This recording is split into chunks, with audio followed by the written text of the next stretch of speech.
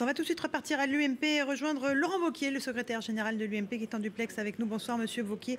On imagine que vous êtes satisfait ce soir, notamment que l'UMP et l'UDI soient juste devant le Front National. C'est plus que juste, c'est un vrai écart. Ce soir, il y a deux messages qui sont importants. Le premier d'abord, c'est une défaite historique pour les socialistes. Les Français sont exaspérés, le gouvernement n'a pas voulu l'entendre par les augmentations d'impôts, le chômage, l'absence de correction de la politique économique. Donc il y a une vraie volonté de changement des Français qui s'est exprimée ce soir. Et la deuxième chose, c'est que le choix de changement, la volonté d'alternative, elle s'est portée sur la droite et le centre, qui ont fait un travail pour être unis, avec des candidats de terrain, pas juste une politique de slogan comme le FN, mais un vrai travail sérieux, approfondi. Et c'est ça aujourd'hui qui a été validé. Et pour nous, c'est une grosse responsabilité. Il n'y a pas de place pour la fanfaronnade. Dès demain, il faut repartir sur le terrain, convaincre, et puis avoir conscience qu'on a une lourde responsabilité sur nos épaules. Laurent Wauquiez, à l'instant, Jean-Christophe Cambadélis appelait au désistement républicain, donc dans les cas de figure où le Parti socialiste ne serait pas qualifié pour le second tour. L'UMP maintient sa position, ni vote pour le Parti socialiste, ni vote pour le Front National. Bon, d'abord, il y a très peu de cas de figure pour nous, puisque les socialistes ont été très fortement éliminés du premier tour. Mais pour le reste, moi, j'aime pas les petites combines des appareils partisans les soirs d'élection. On a eu un message qui est très clair. On vote pas pour le FN parce qu'on partage pas leurs valeurs et leur programme économique. Et on vote pas pour les socialistes parce qu'on pense qu'ils font beaucoup de dégâts au pays. On assume juste nos idées, sereinement, tranquillement, sans agressivité, mais avec beaucoup de détermination. Et c'est cette droite, ce centre-là dont on a besoin, qui assume ses idées, ses valeurs. Vous votez pour nos candidats, il n'y a pas d'augmentation d'impôts.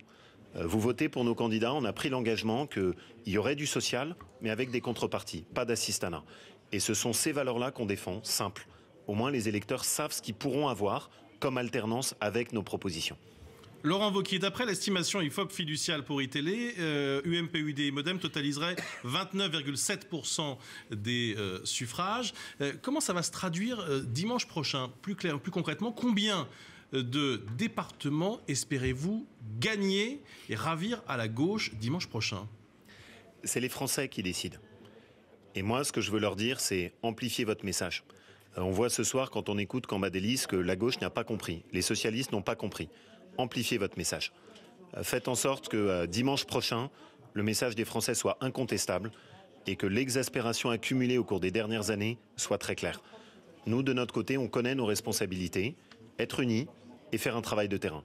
Et on essaiera d'être à la hauteur. Est-ce que vous demandez la démission de Manuel Valls au lendemain de ce premier tour des départementales? C'est en tout cas un échec personnel très clair de Manuel Valls. Très clair.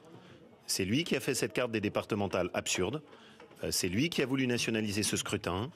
C'est lui qui a joué avec le feu tout au long de cette campagne. C'est Manuel Valls qui a été ce gouvernement absolument effrayant en termes d'augmentation d'impôts. Il porte une responsabilité personnelle très forte devant les Français.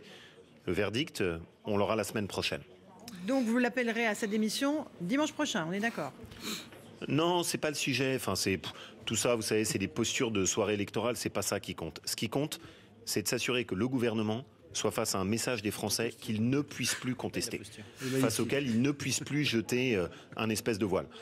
Votre question, est-ce que c'est Manuel Valls? Si c'est remplacer Manuel Valls par quelqu'un d'autre pour faire exactement la même chose, quelle réponse pour les Français? C'est pas ça la question. La question, c'est que le gouvernement soit mis dans une situation où il ne peut plus se dérober. Et ça, c'est dimanche prochain que ça se joue.